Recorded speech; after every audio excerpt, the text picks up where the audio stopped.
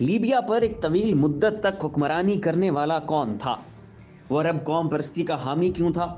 وہ مسلم امہ کے لیے کیسے عزائم رکھتا تھا اور مغربی طاقتوں نے اسے باغیوں سے قتل کیوں کروایا؟ ناظرین السلام علیکم، آپ دیکھ رہے ہیں آپ کا اپنا چینل زاویہ اور میں ہوں آپ کا میزبان غالب سلطان۔ مزید آگے بڑھنے سے پہلے آپ سے ریکویسٹ ہے کہ ہمارے چینل کو سبسکرائب کر دیں اور ساتھ بنے بیل آئیکن پر بھی کلک کر دیں تاکہ ہماری آنے والی ہر نئی ویڈیو آپ تک بر وقت پہنچ سکے۔ ناظرین آج ہم آپ کے لیے لائے ہیں انتہائی دلچسپ بایوگرافی جو کہ لیبیا کے صدر معمر قذافی کی زندگی پر مبنی ہے۔ یہ ایک عام سے فوجی جرنل تھے، لیکن انہوں نے فوجی بغاوت کی اور لیبیا کے شاہ ادریس کا تختہ الٹ دیا۔ پھر ایک طویل عرصے تک لیبیا کے صدر بنے رہے۔ یہ عرب قوم پرستی کے حامی اور مسلم امہ کے اتحاد کے سب سے بڑے داعی تھے۔ یہ خاص قسم کی فکر رکھتے تھے جسے معاشرے میں لاگو کرنے میں یہ بڑی حد تک کامیاب بھی ہوئے۔ یہ مغربی ممالک کے سخت خلاف تھے اور اسی لیے مغربی قوتوں نے ایک خاص جال بن کر انہیں قتل کروا دیا۔ ان کے جانے کے بعد لیبیا دو دھڑوں میں تقسیم ہو گیا۔ وہاں خانہ جنگی شروع ہو گئی جو تاحال جاری ہے۔ تو آئیے اس دلچسپی سے بھرپور المناک کہانی کا جائزہ لیتے ہیں۔ معمر قذافی جون 1942 کو لیبیا کے ایک صحرائی علاقے میں پیدا ہوئے۔ ابتدائی تعلیم کے بعد انہوں نے فوجی اکیڈمی میں داخلہ لے لیا اور پھر مزید اعلیٰ عسکری تربیت کے لیے برطانیہ چلے گئے، جہاں یہ رائل ملٹری اکیڈمی میں عسکری تربیت حاصل کرتے رہے۔ وہاں یہ 3 سال رہے اور تعلیمی سرگرمیاں مکمل کرنے کے بعد وطن واپس آ گئے اور ملکی فوج میں ایک سینئر افسر بن گئے۔ انہیں مغرب سے نفرت تھی اور جیسا کہ ہم آپ کو بتا چکے ہیں کہ یہ مسلم امہ کے اتحاد کے سب سے بڑے داعی تھے۔ انہوں نے عرب قوم پرستی کو بڑھاوا دیا اور یہ عرب رہنماؤں کے اتحاد کے لیے بھی سرگرم عمل رہے۔ جنرل قذافی مصر کے جمال عبد الناصر کے شدائی تھے کیونکہ وہ ان کے ہم خیال تھے۔ 1956 میں جب نہر سوئز کے معاملے پر مغرب اور اسرائیل کے خلاف مظاہرے ہوئے تو یہ ان میں بھی پیش رہے۔ انہیں لیبیا کے حکمران شاہ ادریس سے سخت اختلاف تھا۔ ان کے ہاں شاہ ادریس کا طرز حکمرانی ناموزوں خیال کیا جاتا تھا۔ 1969 میں شاہ ادریس کے خلاف فری آفیسر موومنٹ چلی جس نے دیکھتے ہی دیکھتے سارے لیبیا کو اپنی لپیٹ میں لے لیا۔ نتیجتاً شاہ ادریس کو اپنی عہدے سے مستعفی ہونا پڑا اور معمر قذافی خود حکومت کی کرسی پر براجمان ہو گئے۔ انہوں نے آتے ہی سب سے پہلے اپنے مخالفین کی بیخ کنی کی اور حکومت کی جڑیں مضبوط کی۔ اس کے بعد انہوں نے اپنے ملک میں ان سب عزائم اور نظریات کو عملی کر کے دکھایا کہ جو عرصہ دراز سے ان کے ذہن میں گردش کر رہے تھے۔ یہ اشتراکیت اور سرمایہ دارانہ نظام دونوں کے خلاف تھے اور ان کے پاس اپنا ایک الگ سے معاشی نظام تھا جسے دنیا میں ایک تیسرے معاشی نظام کے طور پر جانا جاتا ہے۔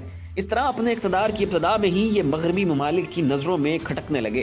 انہوں نے عرب قوم پرستی کو ہوا دی اور مسلم اتحاد بنانے کی بھرپور کوشش کی۔ انہوں نے ملک میں رائج غیر مہذب اور غیر شرعی سرگرمیوں پر پابندی لگا دی، شراب اور جوئے کا کاروبار بند کر دیا اور اسلامی طرز زندگی کو فروغ دیا۔ انہوں نے خطے کے ممالک کے ساتھ اپنے تعلقات مضبوط کیے۔ پھر انہوں نے تیل پیدا کرنے والی اس وقت کی سب سے بڑی کمپنی اوپیک میں اپنے حمایتی اکٹھے کیے، لابنگ کی اور تیل کی پیداوار کم کر کے امریکہ اور یورپ کو توانائی کے بحران کا شکار کر دیا۔ اس کے بعد انہوں نے لیبیا کو مصر، شام اور اردن کے ساتھ کئی معاہدوں میں منسلک کر دیا تاکہ عرب قوم پرستی کو فروغ دیا جائے۔ مزید انہوں نے ملکی سطح پر ہر شعبے میں اصلاحات متعارف کروائیں اور ملک کو ترقی کے راستے پر گامزن کر دیا۔ ناظرین آپ یہاں یہ بات سن کر حیران ہوں گے کہ قذافی کے دور میں لیبیا میں لٹریسی ریٹ 99% تھا، جو کہ اب گر کر بہت نیچے پہنچ گیا ہے۔ لیبیا کے موجودہ لٹریسی ریٹ کے حوالے سے مصدقہ اعداد و شمار موجود نہیں ہے، لیکن ماہرین کا ماننا یہ ہے کہ لیبیا میں اب لٹریسی ریٹ صرف 60% ہی رہ گیا ہے۔ 2011 تک لیبیا ایک خوشحال ملک تھا۔ یہ دن دگنی اور رات چگنی ترقی کر رہا تھا۔ جنرل قذافی نے اشتراکیت اور سرمایہ دارانہ دونوں نظاموں کو مسترد کر کے ایک نیا نظام متعارف کروایا تھا۔ انہوں نے اوپیک کے ذریعے مغربی دنیا کو بھی کنٹرول کرنے کا آلہ ڈھونڈ لیا تھا۔ وہ عرب قوم پرستی کے بھی حامی تھے اور مسلم امہ کے اتحاد کے لیے بھی میدان عمل میں اتر آئے تھے۔ وہ ڈالر کو مسترد کر کے تیل کی خرید و فروخت کے لیے اپنا سونا متعارف کروانے جا رہے تھے۔ ان کے یہ سب اقدامات مغربی طاقتوں کے لیے بڑے تکلیف دہ تھے۔ انہوں نے تیل کے ذریعے مغرب کو تو کنٹرول کر ہی لیا تھا، لیکن اب اگر یہ مسلم امہ کا اتحاد بنانے میں کامیاب ہو جاتے تو مغربی دنیا کے مفادات کو بہت ٹھیس پہنچنی تھی۔ یہ ملک میں اسلامی اقدار کا بھی تحفظ کر رہے تھے۔ ان کی یہ سب اقدامات مغرب کو ایک آنکھ نہ بھائے اور مغربی طاقتوں نے ان کا تختہ الٹنے کے لیے سر توڑ کوششیں کرنا شروع کر دی۔ 1988 میں اسکاٹ لینڈ کے شہر لاکربی میں ایک مسافر طیارہ گر کر تباہ ہو گیا، جس کا الزام لیبیا کے باشندوں پر عائد کر دیا گیا۔ جنرل قذافی سے مطالبہ کیا گیا کہ انہیں ان مطلوبہ افراد تک رسائی دی جائے، لیکن قذافی نے ان الزامات کو مسترد کرتے ہوئے اپنے باشندوں تک رسائی دینے سے انکار کر دیا۔ مغربی دنیا عبد الباسط نامی شخص کو اس واقعے کا ذمہ دار قرار دیتی تھی۔ یہ شخص معمر قذافی کی فورسز کا حصہ تھا۔ چنانچہ معمر قذافی نے الزامات کو بے بنیاد قرار دیتے ہوئے عبد الباسط کو مغرب کے حوالے کرنے سے انکار کر دیا۔ معمر قذافی کے انکار کرنے پر اقوام متحدہ نے لیبیا پر معاشی پابندیاں عائد کر دی، جس پر قذافی اپنے دیگر عرب ممالک کے پاس مدد کے لیے گیا، لیکن کسی نے امداد کی حامی نہ بھری اور کترانے لگے۔ عرب ممالک کے اس دوگلے رویے کو دیکھتے ہوئے قذافی کے سر سے عرب قوم پرستی کا بھوت اتر گیا۔ الٹا قذافی کے اندر مغربی ممالک کے لیے ایک بغض پیدا ہو گیا۔ طیارہ حادثے پر کوئی بھی ملک اس کی حمایت کے لیے میدان میں نہ اترا، سو قذافی نے عرب ممالک کو متحد کرنے کی خواہش ترک کی اور افریقی مسلم بلاک تشکیل دینے کی ٹھانی۔ تھوڑے ہی عرصے بعد لیبیا پر جوہری ہتھیار بنانے کے جرم کی پاداش میں مزید معاشی پابندیاں عائد کر دی گئیں۔ اس کے ساتھ ہی قذافی نے آزادی پسند تنظیموں کو سپورٹ کرنے کا بھی آغاز کر دیا۔ قذافی نے تنظیم آزادی فلسطین، آئرش ریپبلکن آرمی اور افریقہ کی کئی آزادی پسند تنظیموں کو بے تحاشا سپورٹ کیا۔ ان سب معاملات کو دیکھتے ہوئے اقوام متحدہ نے لیبیا کو 1989 میں ان ممالک کی فہرست میں شامل کر دیا جو دہشت گردی کو سپانسر کر رہے تھے، اور لیبیا 2006 تک اسی فہرست میں شامل رہا۔ اب لیبیا پر عالمی دباؤ بڑھ رہا تھا، اس پر معاشی پابندیاں لگ چکی تھی اور یہ سیاسی اعتبار سے بھی تنہا ہو رہا تھا۔ چنانچہ یہ سب دیکھتے ہوئے قذافی نے اپنے جوہری مزاج کو نرمی کا لباس پہنایا اور موقف میں لچک دکھائی۔ انہوں نے اپنا جوہری پروگرام منسوخ کر دیا۔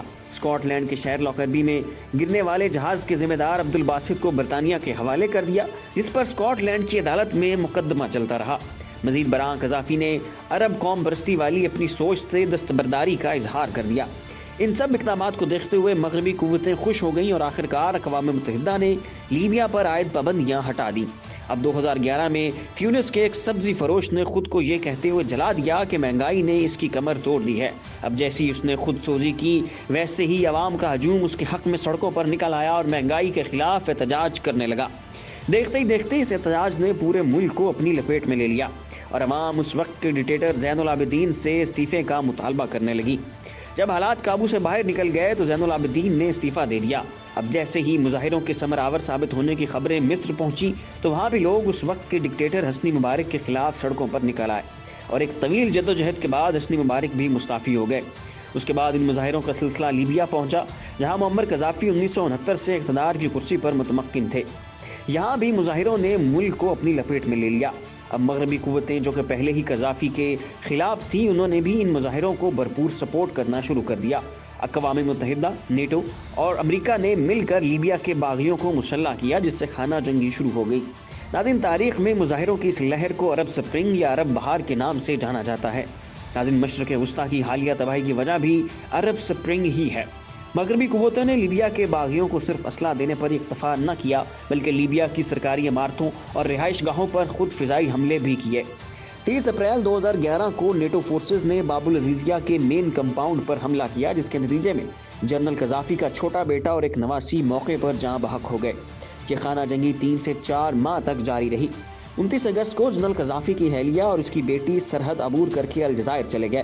ان کے خاندان کے بیشتر افراد ان حملوں کا نشانہ بنے اور ہلاک ہو گئے۔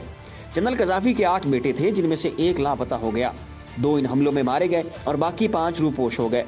17 اکتوبر کو امریکی حمایت یافتہ باغیوں نے جنرل قذافی کو بڑی بے دردی سے شہید کر دیا۔ باغیوں کے ہجوم نے جنرل قذافی کا گھیراؤ کیا۔ پہلے قذافی کو مکوں اور گھونسوں سے شدید زخمی کیا گیا، پھر اس زخمی حالت میں اس کی ویڈیو بنا کر نیٹ پر ڈال دی گئی، جو کہ آج بھی یوٹیوب پر موجود ہے۔ پھر باغیوں نے شدید تکلیف دینے کے بعد سر میں گولی مار کر قذافی کو شہید کر دیا۔ ان کی شہادت کے بعد لیبیا 2 دھڑوں میں تقسیم ہو گیا، ایک گروہ اسلام پسند جبکہ دوسرا اسلام سے بیزار کے طور پر جانا جاتا ہے۔